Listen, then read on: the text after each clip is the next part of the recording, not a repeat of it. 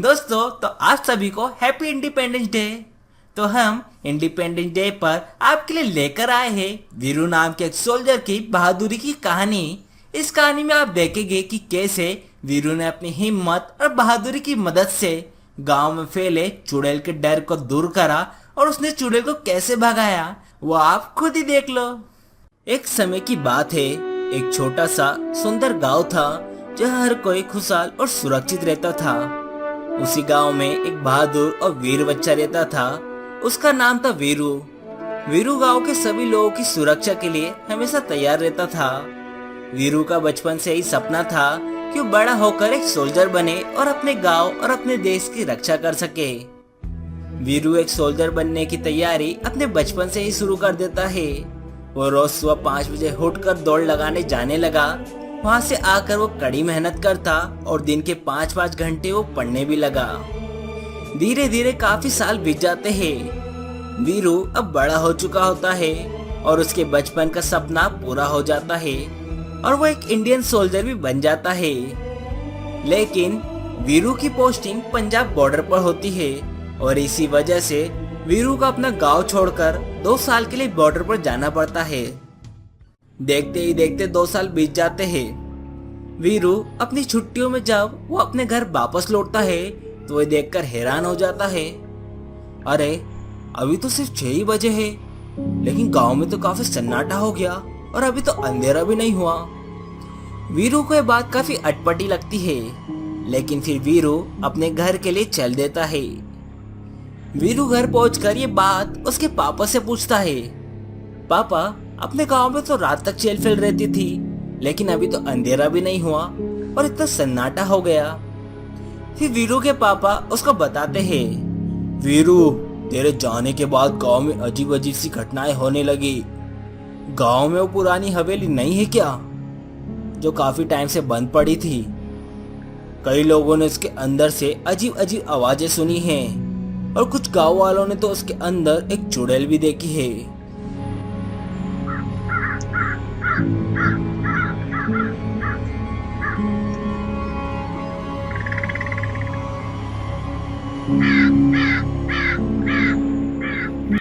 दिन पर दिन ये सभी घटनाएं बढ़ने लगी।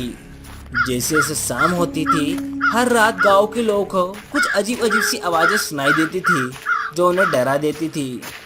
इसी वजह से गांव के लोगों ने फैसला किया कि वो शाम को 5 बजे के बाद घर से बाहर नहीं निकलेंगे। वीरू ये सब बात सुनकर हक्का बक्का रह गया और उसके मन में ना जाने कौन कौन से ख्याल आने लगे। वीरू, तू भी सुन ले, शाम होते ही घर में आ जाया करना। ठीक है पापा। लेकिन वीरू ने मन ही मन ये फैसला कर लिया था कि वो इस हवेली में क्या हो रहा है इसका पता लगा कर रहेगा। फिर एक दिन रात के अंधेरे में वीरू ने अपनी हिम्मत और साहस के साथ हवेली की तरफ कदम बढ़ाया।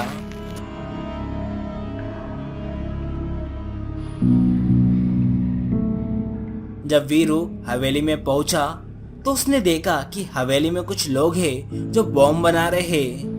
तभी वीरू की नजर वही उनके पास पड़े चुड़ैल के मार्क्स पर जाती है। वीरू ये देखते ही समझ गया कि यहाँ कोई चुड़ैल वगैरह नहीं है, बल्कि लोग इस खाली हवेली का इस्तेमाल बॉम्ब बनाने के लिए कर रहे हैं। तभी अचानक वीरू को अपनी कैप्टन की बात याद आती है कि हमारे भारत में कुछ आतंकवादियों का ग्रुप आया है जो बॉम्ब वगैरह बना रहे हैं। वीरू ये सब बातें सोच ही रहा था कि तभी उन 4 लोगों में से एक बंदे ने उसको देख लिया। ओए, तू है कौन और यहाँ आने की हिम्मत कैसी हुई तेरी? मुझे सब पता चल गया है। तुम कोई भूत नहीं हो, तुम आतंकवादी हो और यहाँ इस हवेली में तुम बॉम्ब बना रहे हो। अब मैं सारी बातें सभी गांव वालों को बता दूंगा। वीरू की बात सुनकर वो चारों जोर जोर से हंसने लगे। बताएगा तो तू जब हम तेरे को यहाँ से जाने देंगे। और तभी उन चारों में से एक शख्स वीरू को चाकू मार देता है और ठीक उसी समय वीरू की डेथ हो जाती है। अब हम इसकी लाश का क्या करें? करना क्या है, इसकी लाश हवेली के बाहर पटक देते हैं। इसको देखने के बाद फिर कभी कोई इस हवेली में आने की हिम्मत नहीं करेगा। फिर वो चारों मिलकर वीरू की लाश हवेली के बाहर पटक देते हैं। फिर अगले ही दिन जैसे ही सुबह होती है लोगों का घर से बाहर निकलना शुरू हो जाता है। तभी एक दूध वाला उस हवेली के बाहर से जा ही रहा होता है कि उसकी नजर वीरू की लाश पर पड़ती है और कुछ ही देर में देखते देखते पूरा गांव वहां आ जाता है। अरे भैया, ये तो वीरू है। मैं कल तक तो सब ठीक था, आज इसको क्या हुआ? लगता है ये सब उस चुड़ैल ने ही किया है जो इस हवेली में रहती है। वीरू, देखो मैंने मना किया था ना कि शाम होने के बाद घर से बाहर मत निकलना, फिर तू इधर क्या करने आया? वहीं दूसरी तरफ वीरू अब एक भूत बन जाता है और अपने घर वाले और गांव वालों को इस हाल में देख और परेशान हो जाता है। और अब वो ये सोच लेता है कि वो इसका बदला जरूर लेगा।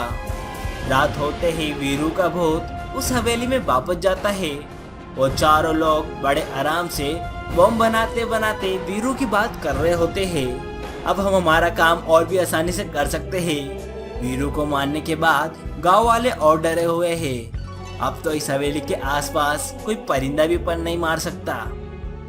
तभी वीरू का भूत बोलता है, बहुत डरा लिया तुम लोगों ने मेरे गांव वालों को, अब मैं तुमको छोड़ूंगा नहीं। और ये बोलते ही वीरू का भूत उनमें से दो लोगों का गला पकड़ लेता है। अभूत, अभूत, ओ भाई तुम कौन हो और हमने तुम्हारा क्या बिगाड़ा है? अच्छा, इतनी जल्दी तुम मुझे भूल भी गए? मैं वीरू का भूत हूँ जिसको तुमने कल रात ही मारा था।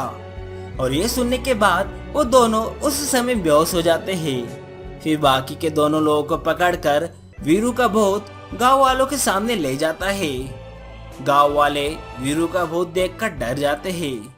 अरे डरो नहीं, मैं वीरू ही हूँ और हमारे गांव में कोई चुड़ैल या भूत नहीं है, बल्कि उस हवेली में ये आतंकवादी लोग थे। ये लोग वहां छुपकर बॉम्ब बना रहे थे ताकि आसानी से पकड़े ना जाए, इसलिए इन लोगों ने उस हवेली में एक चुड़ैल का होने का नाटक किया। ये बात सुनते ही गांव वाले सब समझ जाते हैं। अब मेरा काम पूरा हो गया है, मैं अब शांति से जा सकता हूँ। वीरू का भूत ये बोलते ही वहां से गायब हो जाता है। उन चारों आतंकवादियों की सूचना पुलिस को दे दी जाती है और फिर से वो गांव पहले की तरह खुशहाल और सुरक्षित हो जाता है।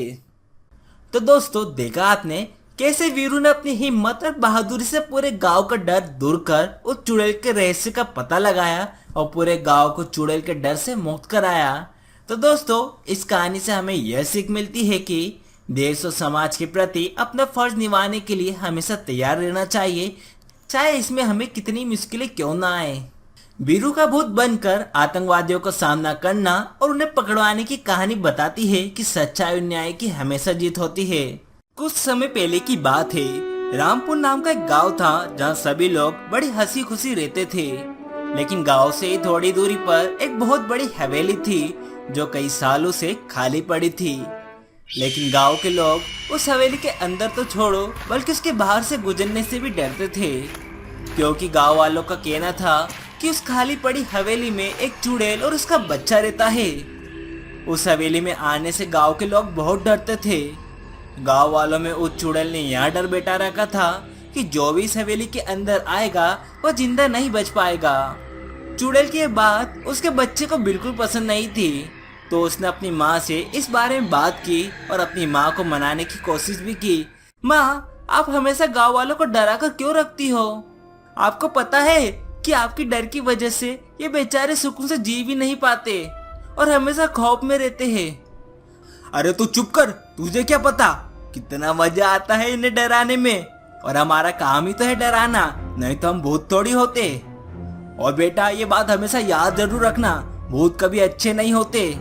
अरे माँ, आपको किसने कहा कि भूत अच्छे नहीं होते? किसी ने नहीं कहा, बस यह बात हमेशा याद रखना कि हम कभी अच्छे नहीं हो सकते। चुड़ैल का बच्चा था तो भूत ही, लेकिन उसका स्वभाव काफी प्यारा था। वह किसी को भी दुखी नहीं देख सकता था। अपनी माँ की बात मानने के अलावा उसके पास कोई चारा बचा भी नहीं था। लेकिन एक दिन गांव का एक बच्चा लुका छुपी खेलते खेलते उस हवेली के सामने आ जाता है और उसके अंदर छुप जाता है। चुड़ैल उस बच्चे को देखकर बहुत खुश होती है और फिर कहती है, आज तो मजा ही आ गया, आज तो शिकार खुद अपने पैरों पर चलकर हमारे पास आया है। बच्चा हवेली के बाहर जाने की बहुत कोशिश करता है, लेकिन वो बाहर जा ही नहीं पाता। चुड़ैल बच्चे को डराना शुरू कर देती है और डरावनी आवाजें निकालने लगती है, जिससे छोटा बच्चा डरने लगता है और चिल्लाने लगता है, कौन है, कौन है। तभी चुड़ैल उसके सामने आ जाती है। देखो चुड़ैल जी, मैं गलती से यहाँ आ गया हूँ, मुझे छोड़ दो और घर जाने दो। मेरी माँ मेरा इंतजार कर रही होगी, अगर मैं घर नहीं पहुँचा तो बहुत परेशान हो जाएगी। तू कितना भी मेरे सामने गिड़गिड़ा ले, मैं तुझे नहीं छोड़ूंगी और तेरा सारा खून आज ही पी जाओगी और कल तेरा ताजा ताजा मांस खाओगी। इतने में चुड़ैल का बच्चा आ जाता है और वह सब कुछ समझ जाता है। माँ इसे जाने दो, ये तो बहुत छोटा है और आप इसके साथ ऐसा क्यों कर रही हो। अरे पागल, तू चुप रहे, तुझे कुछ नहीं पता। आज तो मैं इसका खून पी कर ही रहूंगी। देखो नहीं पीना तो तू यहाँ से जा। नहीं माँ, मैं यहाँ से तब तक नहीं जाऊंगा जब तक आप इसको छोड़ नहीं देती। चुड़ैल का बच्चा अपनी माँ से बच्चे को छोड़ देने के लिए कहता है, लेकिन उसकी माँ नहीं मानती। इतने में हवेली के बाहर से जोर जोर से आवाजें आने लगती है।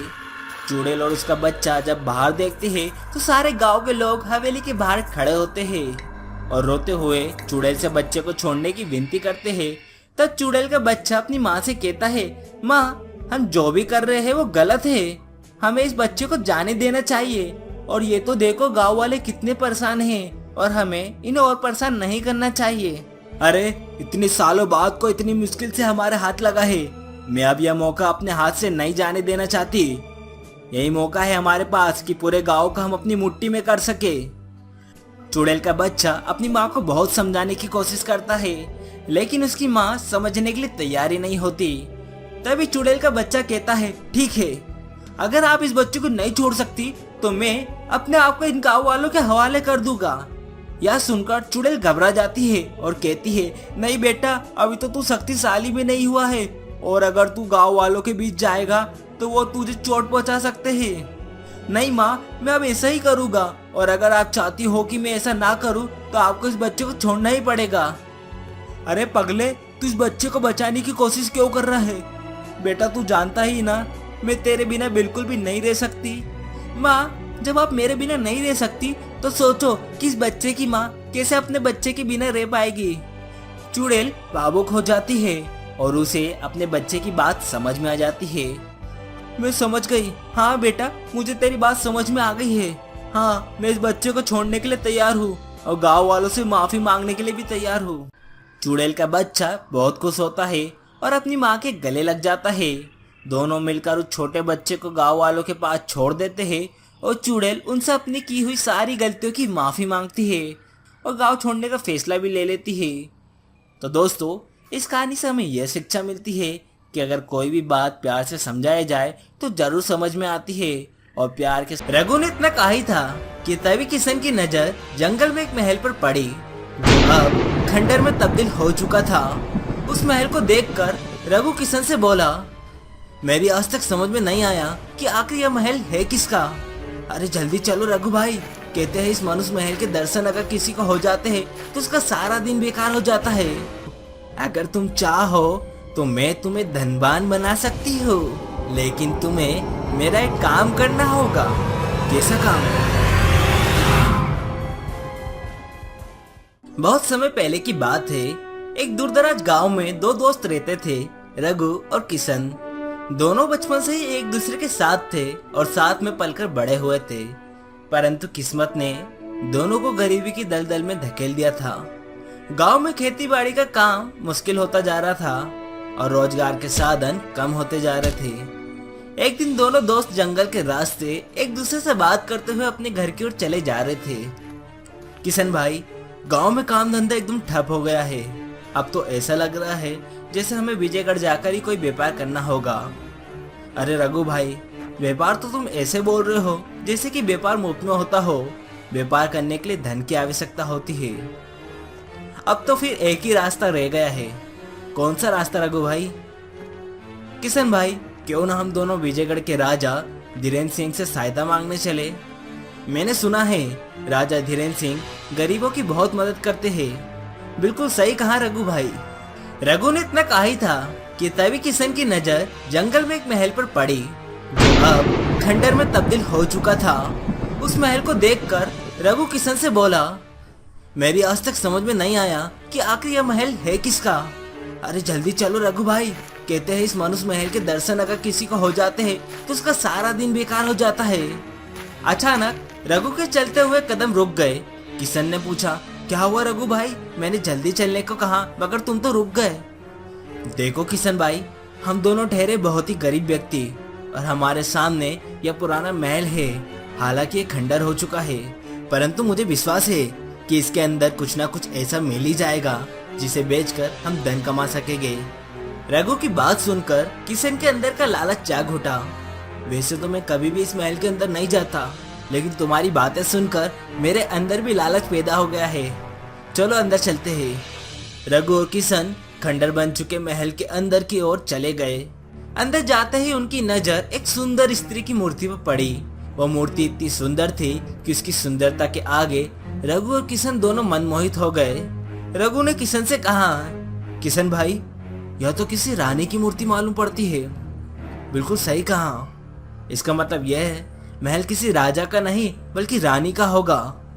किशन ने इतना कहा ही था कि तभी एक बड़ी आकार की चील उन दोनों के ऊपर उड़ने लगी। अचानक वह उन दोनों के सामने बैठ गई और उन दोनों को घूरने लगी। उस चील की लाल आंखें देखकर उन दोनों के रोंगटे खड़े हो गए। किशन कांपते हुए रघु से बोला, रघु भाई, इतनी बड़ी चील तो मैंने कभी नहीं देखी। किशन भाई, इसकी आंखें देखो कितनी डरावनी लग रही है। तभी वह चील इंसानी आवाज में उन दोनों से बोली, तुम दोनों को मुझसे डरने की कोई जरूरत नहीं है। चील के मुंह से इंसानी आवाज सुनकर वह दोनों बुरी तरह से घबरा गए। हमें जाने दो, हम अब यहाँ पर कभी नहीं आएंगे, वादा करते हैं। चील ने कहा, मैं जानती हूँ कि तुम दोनों अपना जीवन बहुत ही गरीबी में बिता रहे हो। तुम्हारे यहाँ कभी एक टाइम का खाना बनता है और कभी भूखे ही सो जाते हो। तुम्हारे बीवी और बच्चे कभी पेट भर के भोजन नहीं कर पाते। फिर रघु कांपते हुए चील से पूछता है, तुम हमारे बारे में इतना कैसे जानती हो? मैं बहुत कुछ जानती हूँ। अगर तुम चाहो तो मैं तुम्हें धनवान बना सकती हूँ, लेकिन तुम्हें मेरा एक काम करना होगा। कैसा काम? तुम दोनों को विजयगढ़ के राजा धीरेन्द्र सिंह की रानी का हीरे का हार मेरे पास इस महल तक लाना होगा। चील की बात सुनकर वह दोनों बुरी तरह से डर गए। तुम जानती भी हो कि तुम क्या मांग रही हो? हम यह काम कैसे कर सकते हैं? महल में बहुत पेरा होगा। किशन भाई सही कह रहे हैं, हमें यहाँ से जाने दो। चील ने कहा, सोच लो, अगर तुम दोनों मेरा यह काम कर दोगे तो मैं तुम्हें इसी जंगल में एक सोने के तालाब का पता बताऊंगी। उस सोने के तालाब से तुम जितना भी चाहो उतना सोना निकाल सकते हो। उसके बाद तुम हमेशा के लिए धनवान की तरह रहोगे। तुम्हारे पास इतना सारा धन होगा कि तुम्हारे आने वाली पीढ़ियां भी भूल जाएगी कि गरीबी क्या होती है। चील की बात सुनकर किशन और रघु के मन में लालच जाग उठा। रघु ने कुछ देर सोचने के बाद चील से कहा, ठीक है, हमें 2 दिन का समय दो। मैं तुम्हें 2 दिन का नहीं बल्कि 1 हफ्ते का समय देती हूँ। अगले हफ्ते तुम रानी दीक्षा के हीरे का हार मेरे पास लेकर आना। अब तुम दोनों जा सकते हो। किशन और रघु उस खंडर से निकलकर सीधे अपने घर के लिए निकल गए। रघु किशन से बोला, किशन भाई, मुझे तो नींद आ रही है, हम सुबह इस बारे में चर्चा करेंगे। इतना कहकर किशन अपने कमरे में सोने चला गया, मगर किशन के दिमाग में अब भी वह घटना चल रही थी। किशन का घबराया हुआ चेहरा देखकर उसकी पत्नी सुमन उससे बोली, क्या बात है जी? आपके चेहरे पर चिंता की लकीरें झलक रही है और आप इतने घबराए हुए क्यों दिख रहे हैं? किशन ने अपनी पत्नी को सारी घटना बताते हुए कहा, तुम ही बताओ सुमन, हमें क्या करना चाहिए? उस महल की तरफ दोबारा आपको नहीं जाना चाहिए। कहीं तुम वास्तव में रानी दीक्षा के हीरो के हार को चुराने का तो नहीं सोच रहे? सच बताओ सुमन, तो मैं कुछ ऐसा ही सोच रहा हूँ। आखिर कब तक हम इस गरीबी में अपना जीवन व्यतीत करते रहेंगे? कब तक हमें भूखे पेट सोते रहना होगा? तो क्या इसके लिए तुम रानी दीक्षा के हीरे का हार चोरी करोगे? पता नहीं वहाँ रेशमी चील उस हीरे के हार का क्या करेगी। मुझे तो बहुत ही डर लग रहा है। डरने से पहले एक बार अपनी पुत्री के बारे में भी सोच लेना।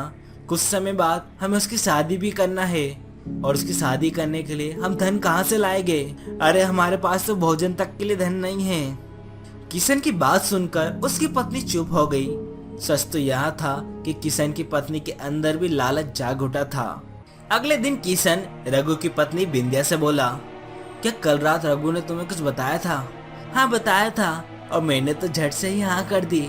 मुझे लगता है कि तुम दोनों को अभी से ही रानी दीक्षा के हीरे के हार को चुराने की योजना बनाना शुरू कर देनी चाहिए। कुछ देर बाद किशन और रघु घर से बाहर निकल आए।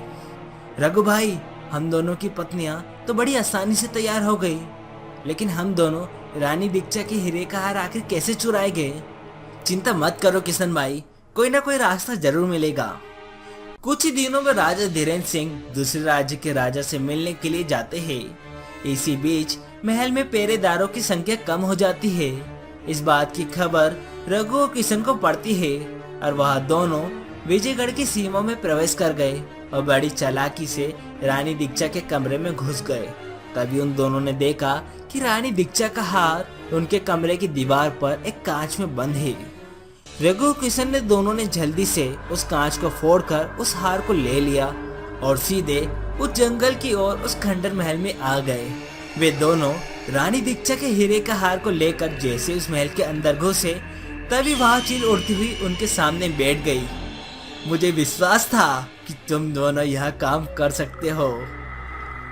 हमने तुम्हारा काम कर दिया, अब तुम हमारा काम करो। हाँ, हमें उस सोने की तालाब का पता बताओ। चील ने तुरंत रानी दीक्षा के हीरे का हार अपने पंजों से उठाकर उस खंडर में मौजूद उस पत्थर की मूर्ति पर पहना दिया। अचानक एक तेज रोशनी चारों ओर फैल गई। पत्थर की मूर्ति धीरे धीरे जीवित होने लगी और देखते ही देखते वह एक खूबसूरत नागिन में बदल गई। उसकी आंखें खून जैसी लाल थी और उसकी मुस्कान में गहरी क्रूरता झलक रही थी। तुम दोनों कितने मूर्ख हो! तुमने अपने राजा से गद्दारी की है। मैंने वर्षों पहले राजा धीरेन्द्र सिंह के परिवार को नष्ट करने की कोशिश की थी, लेकिन राजा ने मेरी शक्तियों को छीनकर इस हीरे के हार में बंद कर दिया था।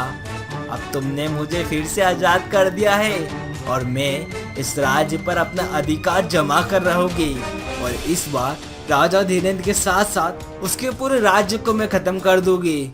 रघु और किशन अब पूरी तरह से समझ चुके थे कि उन्होंने कितनी बड़ी गलती कर दी है। जैसे ही नागिन ने जादू का मंत्र पढ़कर उन्हें पत्थर बनाने की कोशिश की, तभी पीछे से एक जोरदार आवाज आई, रुको! रघु और किशन ने देखा कि साधु महाराज वहां प्रकट हो चुके थे। वह हाथ में अपनी जादुई माला लिए खड़े थे और उनकी आंखों में एक तेज क्रोध झलक रहा था। उन्होंने नागिन की ओर देखकर कहा, तुम नहीं जानते दुष्ट नागिन कि तुम कितना बड़ा अपराध कर रही हो। मैंने तुम्हें बरसों पहले इस पत्थर की मूर्ति में कैद किया था और तुम्हारी सारी शक्तियों को इस हीरे के हार में बंद कर दिया था, लेकिन इन मूर्खों की वजह से तुम फिर से आजाद हो गई। वो तो अच्छा है, इन दोनों मूर्खों को मैंने इस महल में घुसते हुए देख लिया था। रघु और किशन को समझ में आ गया था कि वही दुष्ट नागिन है जिसने सालों पहले राजा धीरेन्द्र सिंह को और उनके परिवार को मारने की कोशिश करी थी, और इन साधु महाराज ने इस नागिन को पहले भी कैद किया था। लेकिन रघु और किशन ने चील की चालों में फंसकर अनजाने में यह गलती कर दी। लालच के कारण अपने राजा से ही विश्वासघात कर बैठे। अब यह दुष्ट नागिन पूरे राज्य को नष्ट करने की योजना बना रही है। अब कोई मुझे नहीं रोक सकता। मेरे पास मेरी सारी शक्तियां वापस आ गई है। अब मैं इस राज्य को पूरी तरह खत्म कर दूंगी। लेकिन तभी साधु महाराज ने उसे कहा कि तेरी एक कमजोरी अभी मेरे पास है। उन्होंने अपने झोले में हाथ डाला और एक हीरा बाहर निकाला। उस हीरे को देखने के बाद नागिन डर गई। ये नहीं हो सकता। ये तुम्हारे पास क्या कर रहा है? बुरा इंसान कितना भी होशियार क्यों ना हो, लेकिन एक न एक गलती जरूर कर देता है। मैं जानता हूँ इस हीरे में तेरी जान बसती है। और तभी साधु महाराज उस हीरे को जोर से जमीन पर पटक देते हैं। वो हीरा नष्ट हो जाता है। हीरे के टूटने के साथ भी वो नागिन भी गायब हो गई। तुम दोनों ने अपनी मूर्खता और लालच के कारण राज्य को बड़ी मुसीबत में डाल दिया था। वो तो अच्छा है कि मैंने समय रहते तुम्हें इस महल में घुसते हुए देख लिया, नहीं तो आज पूरे राज्य पर बहुत बड़ा खतरा आ जाता। अब तुम्हें राजा धीरेन्द्र सिंह के पास जाकर अपनी गलती स्वीकार करनी होगी। केवल वही तुम्हें माफ कर सकते हैं। रघु और किशन ने साधु महाराज का आभार जताया और तुरंत राजा धीरेन्द्र सिंह के पास पहुंचे। राजा धीरेन्द्र सिंह ने उनके पछतावे को देखा और उन्हें माफ कर दिया। लेकिन साथ ही उन्हें यह सीख दी, याद रखो लालच का अंत हमेशा बुरा होता है। इस बार मैं तुम्हें माफ कर रहा हूँ, लेकिन भविष्य में कभी भी ऐसा कदम मत उठाना। रघु और किशन ने वादा किया कि वे अब ईमानदारी से जीवन बिताएंगे और अपने राजा के प्रति हमेशा वफादार रहेंगे। कहानी का अंत, यह कहानी हमें सिखाती है कि लालच कभी भी अच्छा परिणाम नहीं लाता। सत्य, ईमानदारी और वफादारी ही सफलता का सही मार्ग है।